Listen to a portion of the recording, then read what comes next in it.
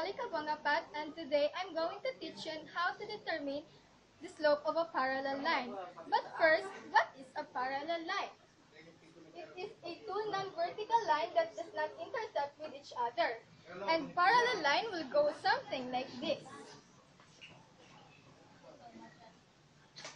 And there is the theorem of a slope of a parallel line. The two non-vertical lines, the line 1 and line 2 with the slope of m1 and m2 respectively are parallel if and only m1 and m2 are equal. So m1 corresponds to the slope of a line 1 and m2 corresponds to the line of a slope 2. And for you to understand more, I have here an illustration.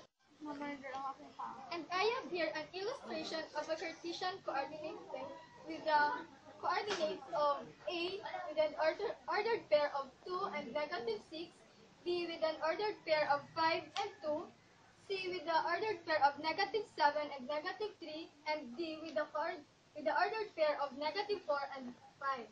So first, we are going to plot these coordinates.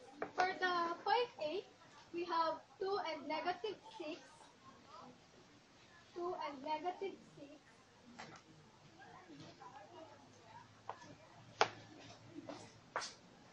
and B with the ordered pair of 5 and 2.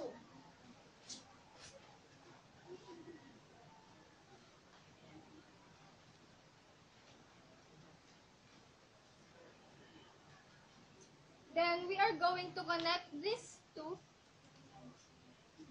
and this will be our line 1.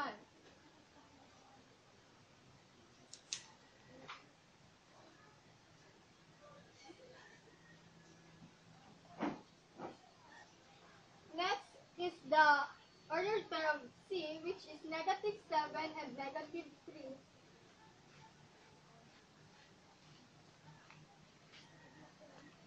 And D with an ordered pair of negative 4 and 5.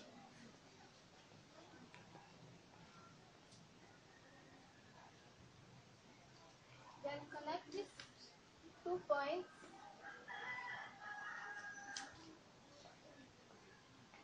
And this will be our line 2. And for us to be able to know if this line are parallel, this will be our formula that we will use. M is equal to y sub 2 minus y sub 1 over x sub 2 minus x sub 1. And now we are going to substitute the formula into the numbers. First is the slope 1. Then copy the formula.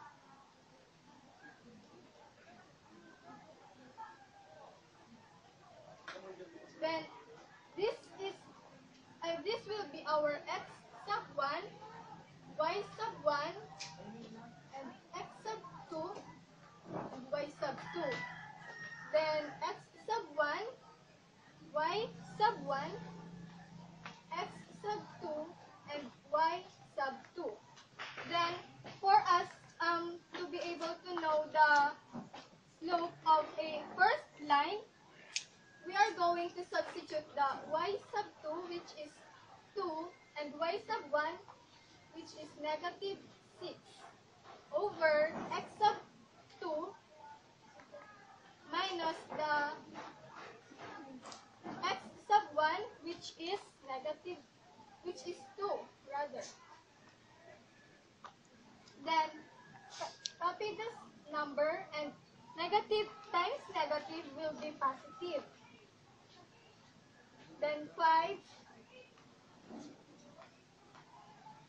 minus 2, then 2 plus 6 is 8, and 5 minus 2 is 3. And this will be our answer for the line 1. And for the line 2, copy the formula y sub 2 minus y sub 1 over x sub 2 minus x sub 1. Then substitute y sub 2, which is 5, minus negative 3 over x sub 2, which is negative 4, minus negative 7. So, 5, negative times negative will be positive. Then copy the 3, and negative 4, negative times negative will be positive again, and copy 7. 5 plus 3 will be 8, and negative 4 plus 7 is 3. So, as we can see, the line 1 and line 2 are equal. Therefore, it is a parallel line. So, now we are done in discussing the slope of a parallel line. Hope you understand and learn something from this video. Did you get it?